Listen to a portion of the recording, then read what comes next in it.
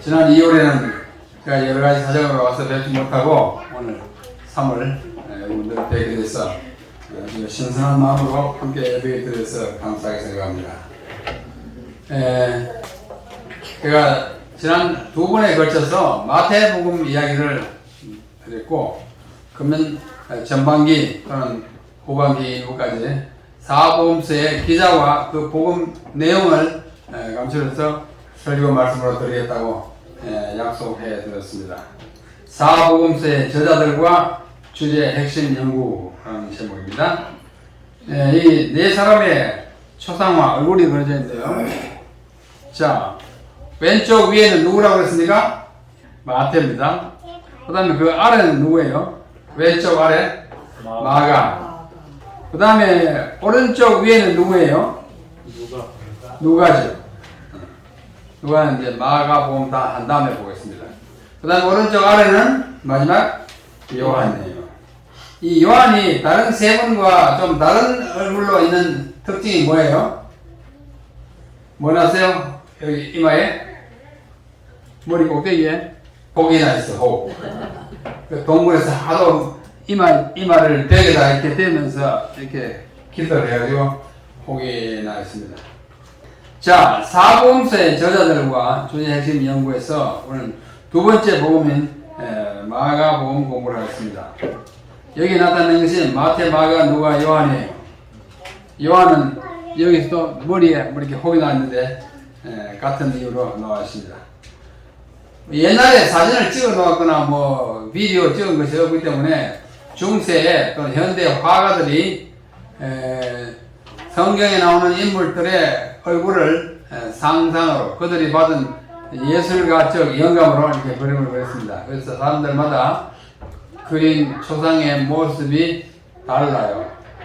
사람마다 다르게 그렇게 해놓았습니다. 오늘은 마가와 마가복음 중에 첫 번째, 도망 선수이다가 유익한 동역자가 된 사람, 이 사람이 마가입니다. 그 다음에 오른쪽에 있는 그림은 무슨 그림이에요? 사진이에요? 두 마리 소예요. 소. 마가복음의 특징은 소로 자주 나타납니다. 그 이유를 다 마가 공부할 때 보겠습니다. 오늘은 마가복음의 저자인 마가에 대하여, 마가는 어떤 사람이니 도망 선수이다가 유익한 동역자가 된 사람, 이 사람이 바로 마가입니다. 마가예요. 도망 선수이다가 유익한 종이 된 마가예요. 자, 이게 어떤 사람이 그린 마가의 모습입니다. 노년의 마가이죠. 마가가 자기가 쓴 복음서를 손가락으로 가리키면서 있어요. 그 책 안에 혹시 동물이 보입니까? 동물은 사자예요. 마가는 사자와 같은 욕망성을 나중에 가지게 된 복음서 저자였다 해가지고 많은 사람들이 사자를 이 마가와 결부시키기도 합니다. 어떤 사람은 저렇게 조각을 그리기도 했는데, 자, 먼저 마가의 인적 사항을 잠시 짧게 말씀드리겠습니다. 마가는 원래 이름이 요한입니다. 히브리 말로 하면 요한인데, 마가는 로마식 이름이에요. 예수님 당시에 사람들이 거의 다 이름을 두 개씩 가지고 있었어요. 시몬, 베드로, 그죠? 마가, 요한. 다는 아니지만 또 많은 사람들이 두 개를 가지고 있어요. 왜냐하면 그 당시에 로마 지배하에 있기 때문에 한국 사람 미국에 가면 자녀를 낳을 때 이름 두 개씩 줍니다. 한국식 이름 하나, 영어식 하나. 또 마찬가지로 이 마가의 원래 이름은 요한인데 마가라고 하는 로마식 이름을 얻었습니다. 그의 아버지는 성경에 나타나 있지 않지만은 성경 밖의 문헌에 의하면 아리스토폴로스라는 이름을 가진 사람이 그의 아버지였고, 어머니는 마리아였습니다. 사도행전 12장 12절로 마리아인데 매우 헌신적인 예수님의 여제자였어요. 제자라는 칭호를 쓰지 않았지만은 다른 제자 못지않게 예수님을 많이 도왔던 분입니다. 그 다음에 그의 외삼촌이 바나바예요. 이 외삼촌인지 사촌 형님인지 확실치가 않아요. 이 골로새 4장 10절에 보면 마가 바나바의 생질이라고 합니다. 생질. 생질이라는 말이 헬라로 아니피소스라고 합니다. 아니피소스가 사전에 보면은 카즌이라고 되어 있고, 카즌은 사촌을 말해요. 근데 사촌인지 아니면 외삼촌인지 확실치 않지만 우리말 성경을 번역한 사람들은 바나바를 이 마가의 사촌이라 그러지 않고 외삼촌. 그래서 마가는 바나바의 생질 아시죠? 여자 그 어머니의 남동생 외삼촌이 그 누님의 아들을 생질이라 그래요. 생질, 외삼촌. 거꾸로 하면 생질, 외삼촌. 자, 하여튼 바나바와 아주 가까운 삼촌 아니면 사촌 관계의 사람이었습니다. 근데 이 마가는 성경에 9번 언급돼요. 사도행전과 골로새서와 또 디모데후서, 빌레몬, 베드로전서 등에서. 베드로전서는 베드로가 말하기를 마가를 자기 아들이라고 합니다. 네. 육신의 아들이 아니라 아주 가까운 아들처럼 대하는 사람이었던 것은.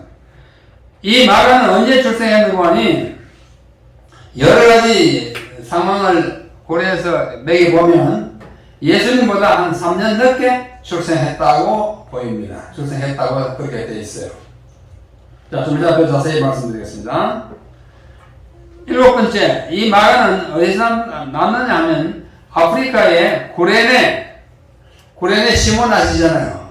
예수님 십자가 짊어지시고 가시다가 쓰러져가지고 못 된다고 할 때 와가지고 도와준 좀 검은 색의 그 구레네 시몬이 있는데, 그 구레네 시몬의 고향인 구레네에서 출생한 것으로 봅니다. 현재의 리비아예요. 북아프리카에 있는 리비아 나라에서 탄생했는데, 왜 거기 탄생했느냐면 유대인들은 나라를 잃고 오랫동안 로마와 그리스와 바벨론 지배하에 있었기 때문에 많이 흩어졌습니다. 이 흩어진 사람을 흩어진 유대인이라고 그래요. 좀 유식한 말로 디아스포라라고 합니다. 디아스포라라는 말 들어보셨죠? 흩어진 사람, 유대인 가운데 흩어진 사람을 디아스포라라고 하는데, 삼지사방으로 흩어졌어요. 북쪽으로는 오늘날의 러시아, 서쪽으로는 저 포르투갈, 스페인, 로마, 동쪽으로는 쭉 와가지고 중국까지 와가지고 일본도 갔어요. 남쪽으로는 아프리카와 리비아 많이 흩어졌습니다. 나중에는 이제 미국으로 많이 갔어요. 미국의 뉴욕시 있잖아요. 세계에서 제일 큰 도시잖아요. 거기에 있는 유대인만 해도 약 400만 명이 있습니다. 뉴욕시와 뉴욕주를 다 계산하면 유대인이 400만 John 되는데, 이스라엘 본토에 사는 유대인만큼 많아요. 하여튼 그렇습니다. 그래서 이 마가는 아프리카 북쪽에 있는 구레네 출신이고, 이 마가는 레위 지파의 제사장족이지만 그의 부모가 그 현지 주민인 베르베르족, 이 원주민이 아주 사나웠어요. 이 베르베르족의 약탈에 못 이겨서 팔레스타인의 가나로 이주했습니다. 역이민이죠. 요즘만 하면. 흩어져가지고 아프리카에 살다가 거기서 본토인들 하도 괴롭게 보니까 그 아버지가 이 아들 마가를 데리고 어디 갔어요? 가나 아시잖아요. 가나에서 예수님이 뭐 했습니까? 첫 이적을 베푸는 곳이에요. 자, 그래서 그 다음에 보면 예루살렘에 예수님이 이제 유월절 잡수실 때 이런 얘기가 나와요. 마가복음 14장에 나와요. 예수께서 제자 중에 둘 누구냐면 몸에 보면 베드로와 요한입니다. 둘을 보내시며 가라사대 성내로 들어가라. 그리하면 물 한 동이를 가지고 가는 사람을 만나리니 그를 따라가서 어디든지 그에 들어가는 그 집 주인에게 이르되 선생님의 말씀이 내가 내 제자들과 함께 유월절을 먹을 나의 객실이 어디 있느냐 하시더라 하라. 그리하면 자리를 베풀고 예비된 큰 다락방을 보이리니 거기서 우리를 위하여 예배하라 하신대. 제자들이 나가 성내로 들어가서 예수의 하시던 말씀대로 만나 유월절을 예비하느라. 예수님이 유월절을 마지막 지키는 그 당시에요. 제자들이 와서 예수님 뭐 집도 없고 마음도 없으니까 선생님 우리가 유월절을 어디서 먹을까요? 하니까 그래 너희들 예루살렘 성대로 들어가면 물동이를 이고 가는 남자가 있을 거다. 물 한 동이를 가지고 가는 사람 남자예요. 만약에 검정 옷을 입고 가는 사람이든 따라가. 검정 옷 입는 사람이 한 들어야지. 그죠? 그냥 뭐 가방을 들고 가는 사람, 가방을 들고 가는 사람 한 사람 아닐 거예요. 근데 그때나 지금이나 물동이는 누가 주로 이고 가요? 여자가 이고 가잖아요. 물동이를 들고 가는 뭐 남자는 이고 가지 않겠죠. 들고 가는 또 메고 가는 남자를 볼 테니 남자는 금방 눈에 보입니다. 사람들이 많은데 물동이 이고 가는 남자도 뭐 그 사람 따라가서 그 집에 갔더니 뭐가 있어요? 예루살렘 큰 다락방이 있어요. 그래서 이 물동이를 이고 가던 남자가 마가라고 생각합니다. 왜냐하면 그 집에 갔더니 다락방이 있고 그 다락방이 마가의 다락방이잖아요. 그런 주석가들을 그렇게 추측합니다.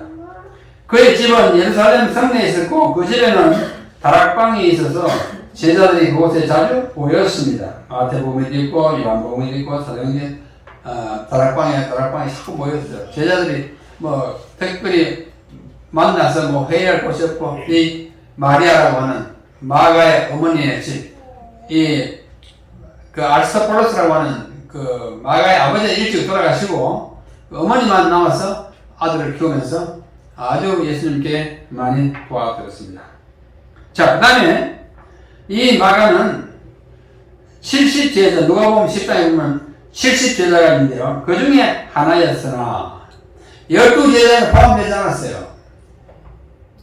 자기 집에 다락방에 예수님과 제자들이 뭐 좀 속된 말로 뻔질나게 들어가시는 대로 한 번 더 나와서 예수님 어서 오십시오 하고 이렇게 인사를 드릴 만큼 마음이 트인 남자가 아니에요. 좀 생해요.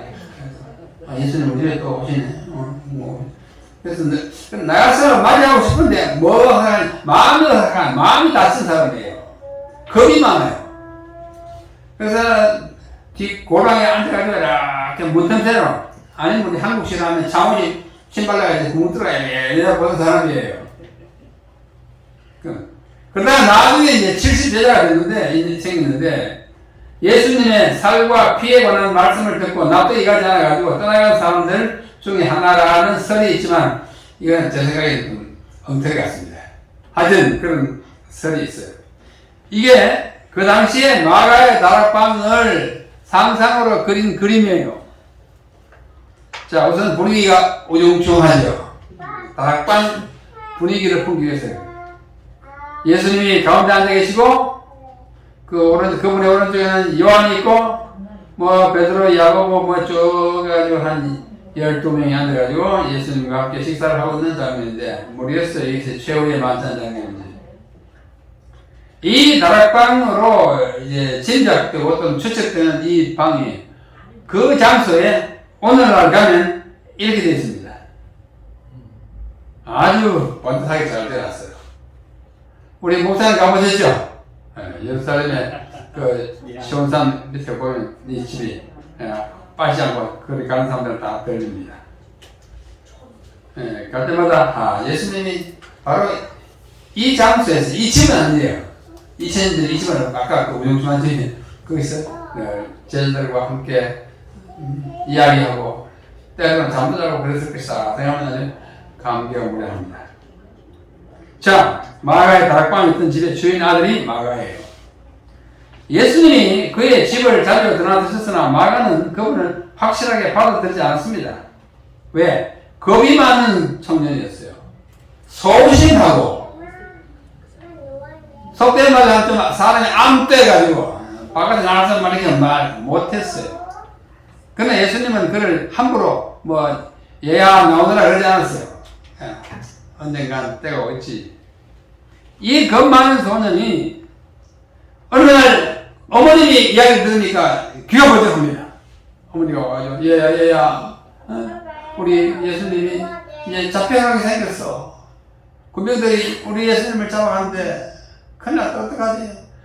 우리 집에 그렇게 자주 오시던 우리 어머니가 그렇게 존경하고 사랑하고 따르는 이 예수님이 잡혀가다니 겁이 났어요. 그때 이 소심하고 겁이 많은 이 마가는 배옷이불을 덮어쓰고 따라갑니다. 군중들을 따라가요. 예수님을 막 잡으러 가는 사람들 그 군중들을 따라갑니다.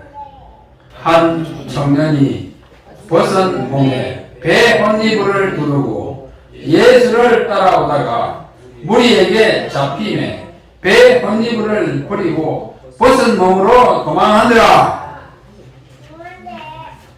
처음으로 도망가는 거예요. 왜 배옷이불만 덮어서 갔을까요? 안에 복잡하게 옷 입고 가면 나중에 혹시나 만약의 경우에 도망할 때 걱정스러우니까 아마 팬티 바람을 갔을 거예요. 배옷이불을 딱 눈만 바꿔 올려놓고 막 따라가요. 사람들이 야! 너도 예수다이구나! 하니까 아이고 겁이 나가지고 배옷이불을 넣고 막 줄행랑을 친 사람이 마가였다고 사람들은 생각합니다. 왜냐하면 이것이 마가복음에만 기록됐어요. 마가복음 14장 51절 52절에만 기록돼요. 다른 복음서에는 전혀 기록되지 않기 때문에 이것은 자기 자신의 경험인데 자기 이름 밝히기가 좀 부끄러워서 뭐라고 했어요? 한 청년이 했어요. 한 청년이. 예수님보다 나이가 한 3살 작다면 30살쯤 됐죠. 예수님 33살 이제 돌아갔으니까. 예수께서 겟세마네 동산에서 폭도들에게 잡혀 대제사장의 저택으로 끌려가던 날 이 청년은 겁이 많았지만 예수님의 안위에 대한 걱정 때문에 도저히 집에 들어앉아 있을 수가 없어서 만약의 경우 달아나기에 적합한 차림으로 예수님이 잡혀가시는 길을 따라 조심조심 걸어가고 있었다.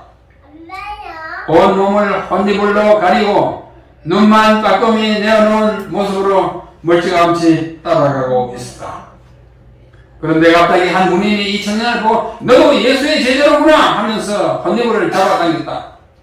그러자 그 청년은 신변의 위험을 느낀 나머지 배 혼이불을 빼앗긴 채 걸음한 날 달려라 36개를 왔다. 이 알몸으로 도망치는 청년의 모습을 한번 상상해 보십시오. 그날 밤 이 광경을 본 군중들도 낄낄거리면서 저게 도대체 누구야라고 물었을 것입니다. 창피스럽게 줄행랑을 치고 있는 이 청년은 과연 누구였을까요? 우리 본교회 재림교회 성경주석 번역한 제9권 674페이지에 이렇게 기록합니다. 언뜻 보기에 대단치 않은 이 사건은 그날 밤의 사건들과는 아무 특별한 관련이 없어 보이나 영감이 이것을 이야기 속에 포함시킨 것에는 어떤 이유가 있었을 것이다. 이것이 왜 성경에 기록되었냐 이거예요. 이 복음서의 저자인 마가 요한이 예수의 체포와 연관하여 자기 자신을 엄밀하게 가리킨 것으로 추정되어 왔다. 그래서 저도 이 사람, 이 청년이 바로 마가복음을 기록한 마가 자신이라고 생각합니다. 도망치는 청년이었어요. 그런 사람이었습니다.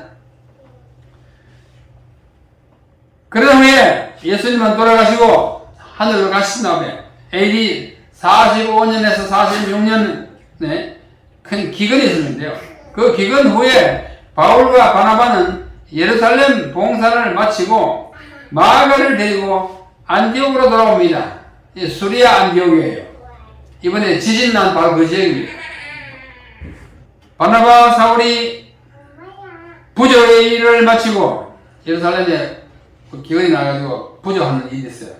그걸 돈을 갖다 주고 마가라 하는 요한을 데리고 예루살렘에서 돌아옵니다. 어디요? 안디옥으로 돌아옵니다. 사도행전 13장에 보면 잠시 후에 바울과 바나바는 제1차 선교 여행을 떠나면서 마가를 수종대로 데리고 갑니다. 그 겁 많던 도망치던 마가가 이제 바울과 바나바의 수정자로 인턴 전도사가 돼가지고 그분들을 따라서 제1차 전도 여행을 떠납니다. 제가 한 10년 만에 처음으로 다음 달에 성지순례를 인솔을 하는데요. 하도 여러 사람 가자 그래서 마지막으로 한번 갈까 합니다.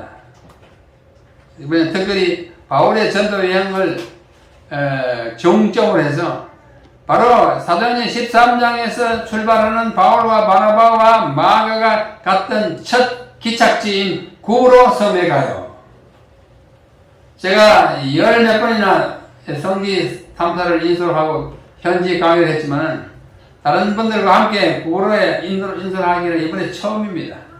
그래서 좀 특별합니다. 그리고 또 바울의 고향 다소에도 이번에 계획에 넣었는데 바로 거기에 지진이 나가지고 뺐습니다. 소리아 안디옥도 못 가고 다소도 못 가고 안전한 지대를 골라서 중부 이쪽으로만 바울이 이 구브로를 떠나가지고 더베, 루스드라, 이고니온 등등으로 쭉 가면서 바울의 발자취를 따라갈 것입니다. 그래서 제1차 선교 여행을 따라가는 이 인턴 전도사가 누구예요? 마가 요한. 그 사이에 마가가 어떻게 해요? 외삼촌의 바나바의 권유를 받고 예수님을 받아들였어요. 예수님 생전에는 한 번도 나와서 이렇게 면회하지 않았는데 그 후에 예수님 돌아가시고 부활하는 걸 보고 놀라가지고 틀림없는 메시아다 하여 받아들이고 바나바가 권유해서 그를 데리고 전도여행을 떠나는 참이었습니다. 사도행전 13장 4절 5절 두 사람 곧 바나바와 바울이 성령의 보내심을 받아 실루기아에 내려가 거기서 배를 타고 구브로로 가서 살라미에 이르니 이 구브로가 오늘날 영어로 하면 사이프러스라고 그러고요. 그 나라 말하는 키프로스라고 그러고 성경 용어는 구브로라고 합니다. 비슷비슷해요.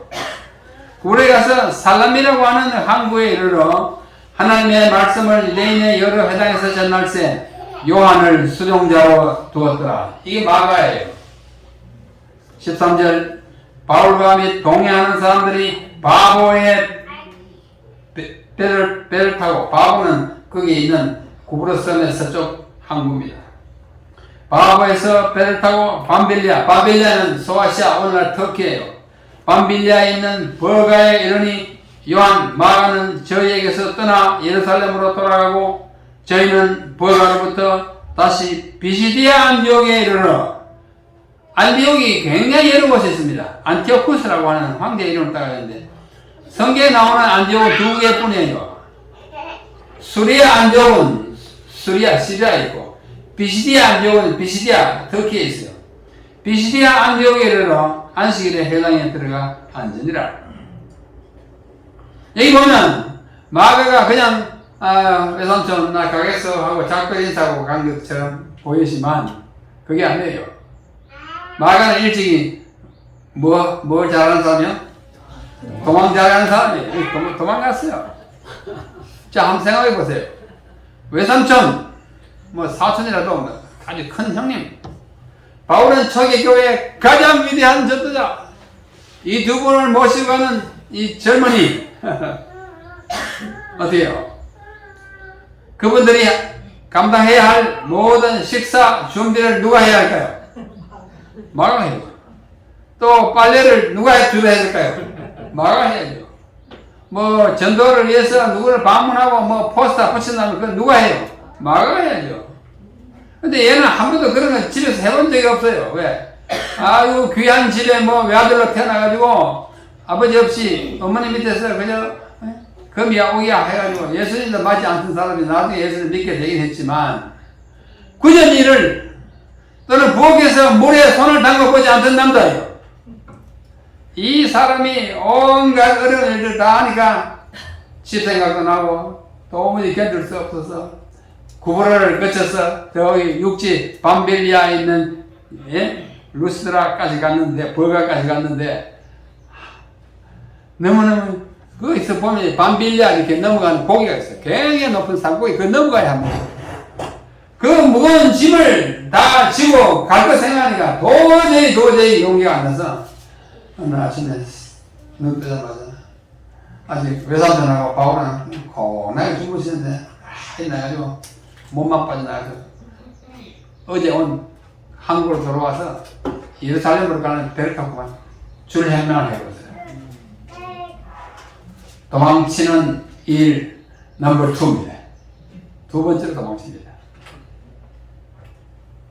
자, 여기 좀 복잡한 지도를 제가 보여드렸는데요. 빨간색으로 되어 있는 건 제가 이제 한국말로 넣은 것입니다. 원래 이제 영어로 된 지도인데요. 머리싸움 보이죠? 오른쪽에 수리아 안디옥이 있어요. 거기서 실루기아에서 배를 타고 빨간 줄 있잖아요. 빨간 줄이 아랫줄이 1차 전도여행대 갔어요.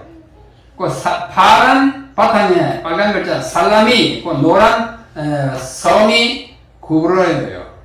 살라미에 가서 전도하고 쭉 걸어가서 바보, 이름이 참 우리말로 이상하지만은 영어로는 파포스예요. 파포스인데 우리말로 바보라고 했어요.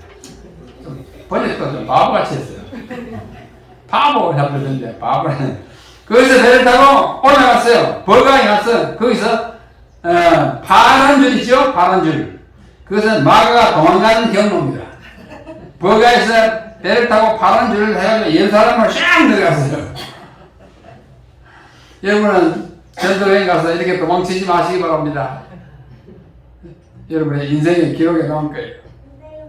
나머지 빨간 줄은 바울과 바나바가 이제 수종자, 인턴 전도사 없이 둘이서 그 모든 일을 다 감당해가면서 하고 돌아왔습니다. 제1차 전 선교 여행의 그 노선이 빨갛고 밑에 파란 것은 마가 요한의 도망 행로입니다. 파란 이렇게. 자, 이걸 좀 더 큰 점. 오른쪽에 있는 안디옥 있죠? 수리아 안디옥에서 구브로로 가서 파포스, 바보에서 페르가 가서 저 위에 안디옥은 비시디아 안디옥이에요. 그래서 거쳤습니다. 자, 여기 버가, 밤빌리에 있는 버가라는 도시의 유적지예요. 이 다 나와 있어요. 고대는 굉장히 큰 도시고 뭐 큰 이런 건물도 있었는데 다 무너지고 기둥만 남았습니다. 이번에 우리가 이곳을 또 방문할 것입니다. 자, 그 기둥의 일부를 보면 이렇게 기둥이 높아요. 굉장히 이것이 아고라라고 하는데 아고라는 고대의 시장바닥을 아고라라고 했어요. 아고라입니다. 그 다음에 이게 비시디아 안디옥으로 가는 도로 표지판이에요. 2014년 6월 16일에 제가 갔을 때 제가 찍은 사진입니다. 도로 표지판 모양은 그냥 똑같죠. 자, 그 다음에 이게 안디옥, 비시디아 안디옥으로 올라가는 대문이에요.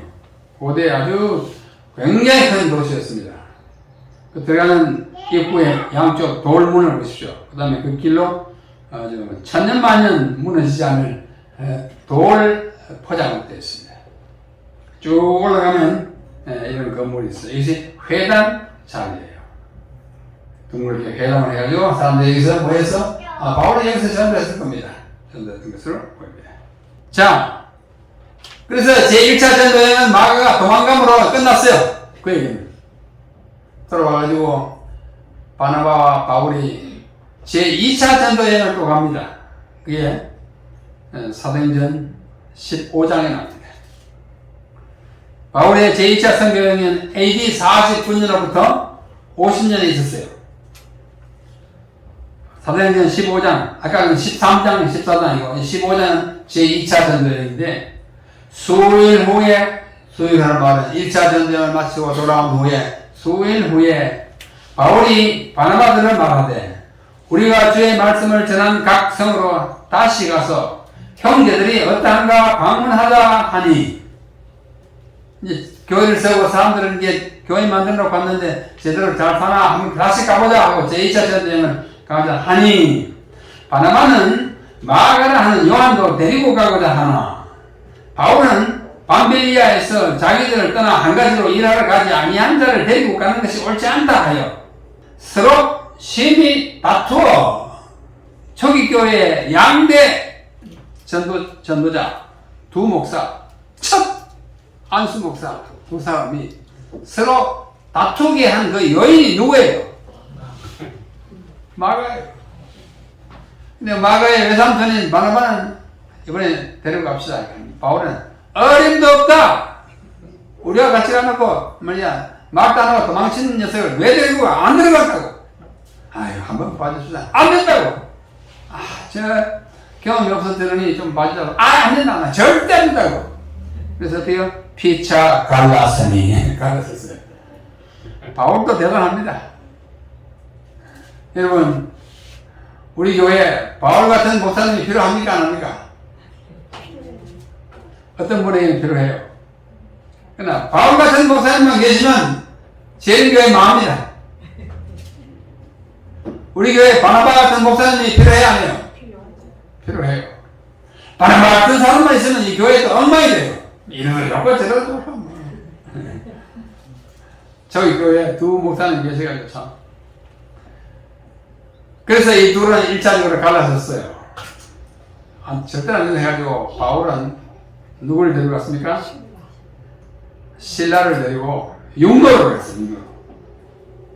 바나바는 누구를 데리고? 자기의 누구요? 생질 마가를 데리고 배를 타고 다시 구브로로 갔습니다. 이 구브로는 바나바의 고향이에요.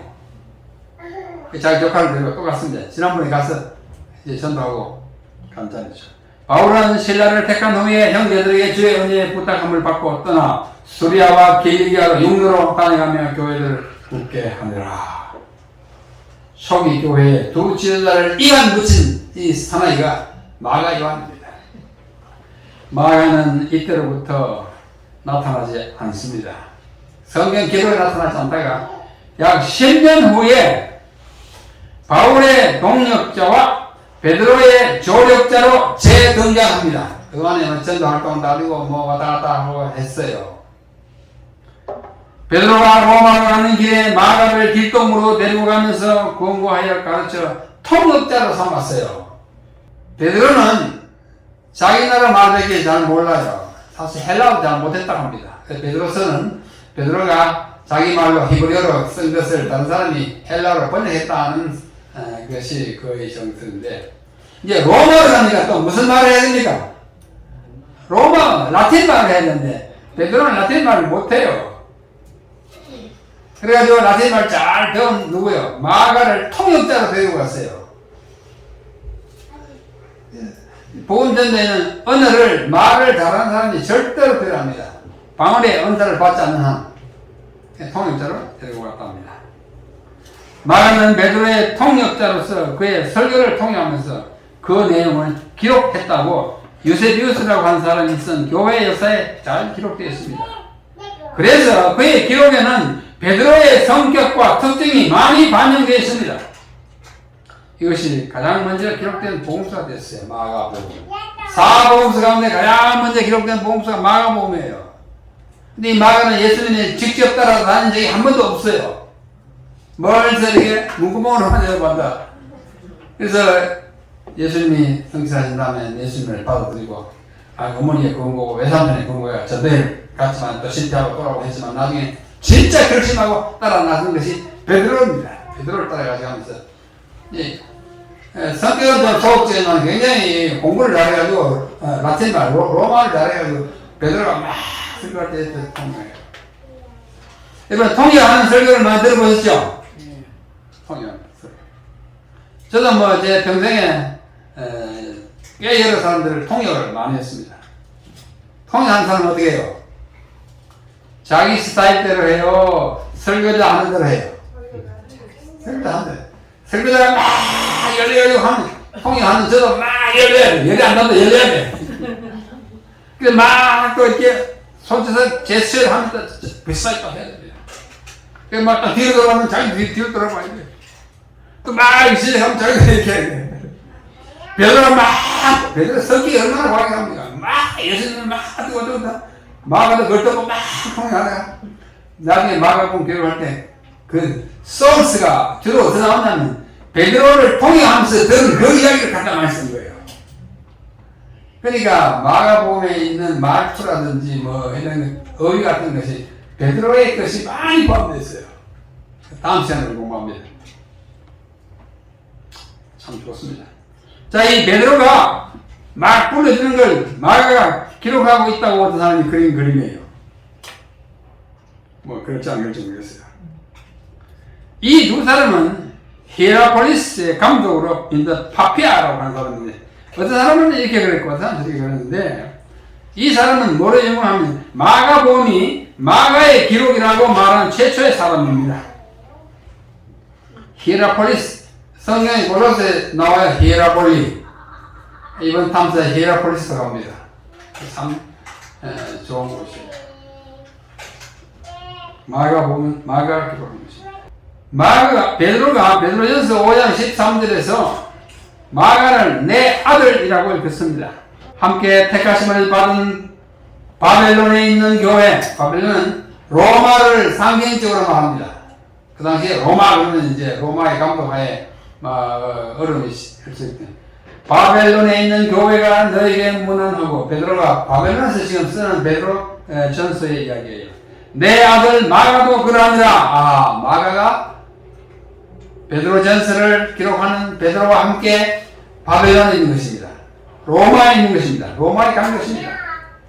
여기서 바벨론은 로마를 상징적으로 이끄는 말이므로 베드로가 이 편지를 쓸 때 마가도 로마에 있음을 뜻한다고 말하고 있습니다. 아들처럼 사랑하고 아끼는 제자, 겸 동역자, 통역자로 그를 데리고 있습니다. 어떤 사람은 베드로의 아내가 마가의 아버지의 친척이었다는 설이 있습니다. 아마 이런 관계 때문에 더 아들처럼 얘기했는지도 모르겠습니다. 근데 정말 가까이서 배우고 또 가르치고 하는 사람들은 정말 아들 같고 딸 같아요. 그렇죠? 이 마가가 바로 베드로에게 그랬습니다. 바울이 제1차 투어 AD 59년에서 60년 때 쓴 다음과 같은 편지는 마가가 문안을 전합니다. 이때 바울을 따라 마가는 역시 로마에 있었던 것으로 보입니다. 골로새서 4장 10절 나와 함께 갇힌 아리스토하고와 바나바의 생질 마가와 이 마가에 대하여 너희가 명을 받았으니 그가 이러거든 영접하라. 마가가 너희 댁 가거든 그를 잘 맞이해라. 유스도라는 예수도 너에게 문안하니 누가 문안합니까? 아리스토하고와 마가와 유스도와 너에게 문안한다. 저희는 할례당이라. 할례당의 말은 유대인이라는 뜻이죠. 이들만 하나님 나라를 위하여 함께 역사하는 자들이니 이런 사람들이 나의 위로가 되었느니라. 자기에게 격려가 되고 위로가 되는 사람이 함께 문안하는데 그 중에 한 사람이 마가예요. 마가예요. 함께 역사하는 자들이라고 합니다. 그렇게 어림도 없다. 절대로 그와 함께 다시 전도여행 갈 수 없다 하고 완전히 뭐예요? 완전히 그만 이렇게 아주 몹쓸 사람으로 낙인 찍었던 이 마가가 나중에 뭐예요? 돌아온 마가는 바울에게 굉장히 유용한 독서력자가 되는 것입니다. 같은 시기에 쓴 다른 편지에도 마가가 문안을 전한다고 기록합니다. 이때도 마가는 로마에 있었습니다. 빌리몬스에서 이렇게 말합니다. 또한 나의 동역자 마가 아리스토하고 데마 누가가 문안하니라. 나의 뭐예요? 동역자. 과거에는 뭐요? 도망자. 도망자가 동역자가 되는 것입니다. 바울이 마지막으로 로마 투옥 때에 에베소에 있던 디모데에게 쓴 편지에 다시 이렇게 말합니다. 마가를 데려오라고 합니다. 디모데후서 맨 마지막으로 쓴 편지예요. 옥중서신 가운데 맨 마지막으로 쓴 편지가 디모데후서인데 그 디모데후서에 4장까지 있고 4장의 11절에 누가만 나와 함께 있느니라. 누가는 누가복음을 기록한 누가이고 의사잖아요. 옥중에서 고생하는 바울에게 가장 중요한 사람은 의사 누가였습니다. 네가 올 때에 디모데야 네가 올 때에 마가를 데리고 오라. 저가 나의 일에 유익하니라. 하하. 도망가는 자가 동역자가 되고 바울에게 유익한 종이라고 이야기합니다. 참 변화된 마가의 모습을 우리에게 여실히 보여주었습니다. 도망 잘 가던 선수가 유익한 동역자가 되었습니다. 유익하다. 뭐 헬라 있고 영어로 helpful, useful, 쓸모있다 거예요. 쓸모있는 종이다. 유익하다. 동역자다. 함께 일하는 자다. 동료 사역자라는 뜻입니다. 유세비우스라고 하는 교회 역사가에 의하면 마가는 클라우디오 황제 제3년 즉 AD 43년에 알렉산드리아를 향하여 떠나 49년에 그곳에 교회와 교리 문답 학교를 세웠다고 말합니다. 이 사람이 최초의 아프리카 선교사로 애국으로 갔어요. 알렉산드리아에 갔습니다. 애국에 세운 그 교회를 오늘날 교회 역사는 콥트 교회라고 합니다. 콥트 교회. 애국 교회라는 뜻은 콥트 교회인데 거기서 그리스도교가 처음으로 세웠는데 이 콥트 교회를 세운 사람이 뭐냐? 마가예요. 제가 한 번은 그 알렉산드리아라고 하는 도시에 갔습니다. 카이로에서 차를 타고 한 두세 시간만 가면 돼요. 갔더니 알렉산드리아 그 해변가에 아주 긴 그 도시인데 거기 가면 콥트 교회 총본부가 있습니다. 우리 교회식으로 하면 대총회 같은데요. 거기 가니까 벽에다가 콥트 교회 역대의 우리만 하면 대총회장 그 교회 수장들의 이름이 쫙 써있어요. 또 도리에가 써있어요. 제1대 총회장 누굴까요? 마가. 라틴 말로 마르쿠스.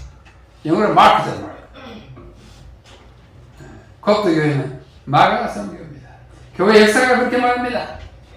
오늘날의 콥트 정교회와 알렉산드리아의 그리스 정교회의 모태가 된 그 교회를 이 마가가 세운 거예요. 이 마가 얼른 보기에는 별 볼 일 없어 보이는 이 사람이 작심하고 나오면 큰 전도자가 되는 것입니다. 위대한 전도자가 됐습니다. 애국 교회를 세운 사람이에요.